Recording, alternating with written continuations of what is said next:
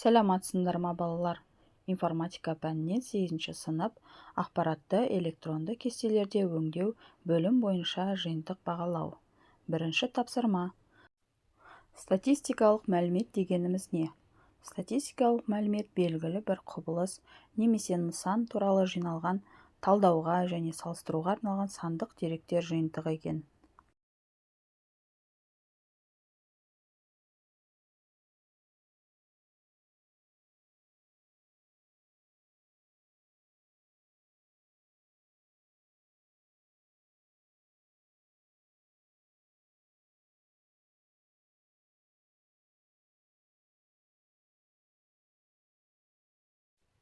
Екінші тапсырма.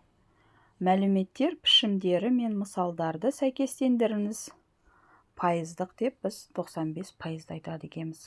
Уақыт деп біз 11 сағатты айтады екенбіз. Мәтіндікті біз Алматы қаласын айтады екенбіз. Қаржылық деп біз $250 айтады екенбіз.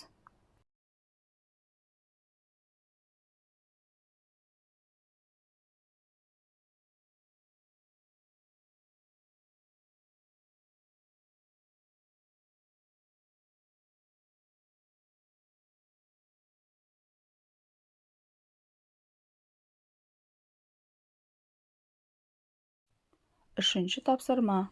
Берілген кестені қарастырыңыз.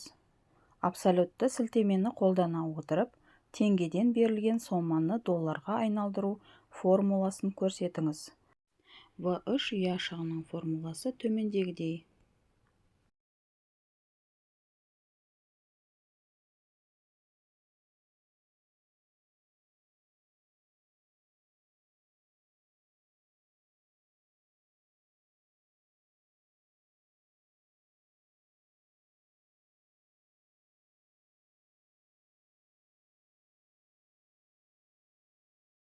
Төртінші тапсырма.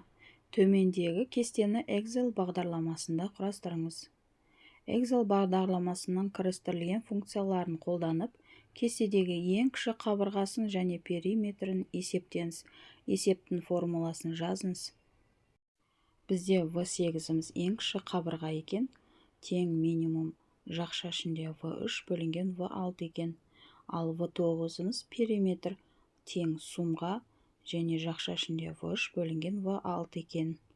Бұл бізде есептің формуласы.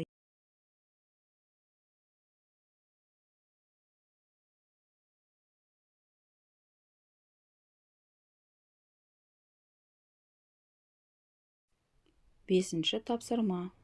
Төменде келтірілген тізімнен кіріктірілген функцияларды белгілеңіз деді. Егер де дұрыс жауаптарымыз плюс болса, бұрыс жауаптарымыз минус болады екен. Бізде бұрыс жауабымыз тұрақты, аргумент және арифметикалық сілтеме екен. Ал дұрыс жауаптарымыз біздің математикалық, мәтіндік және статистикалық, қаржылық екен. Бұл бізде дұрыс жауап екен.